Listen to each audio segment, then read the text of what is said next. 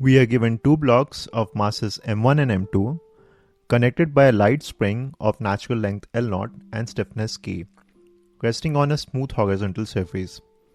A constant force F starts acting on the block of mass m2.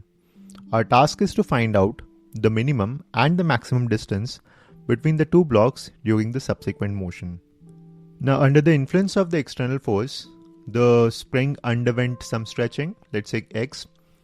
In this situation, let's begin by writing the equations of the motion for the two blocks. The block of mass m2 experiences two forces, the external force F in the forward direction and the spring force Kx in the backward direction. So its acceleration is E2 is equal to F minus Kx by m2.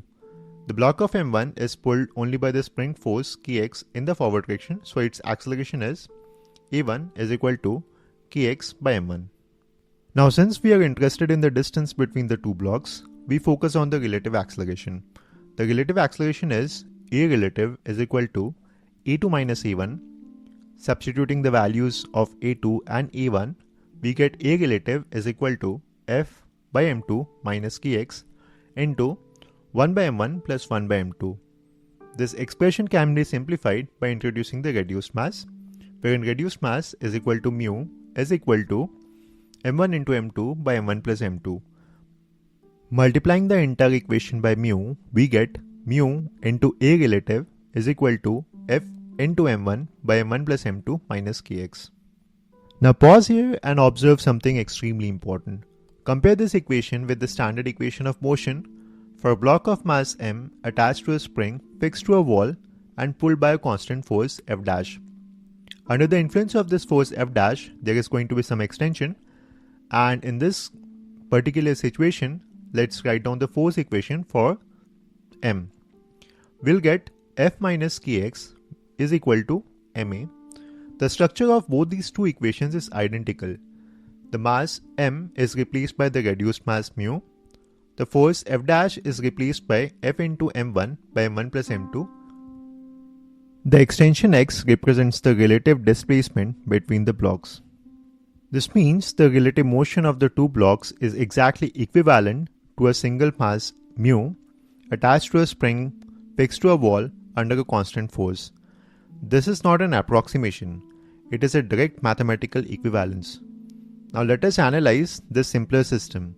Consider a mass mu initially at rest attached to a spring of stiffness K when the constant force F dash suddenly starts acting on it.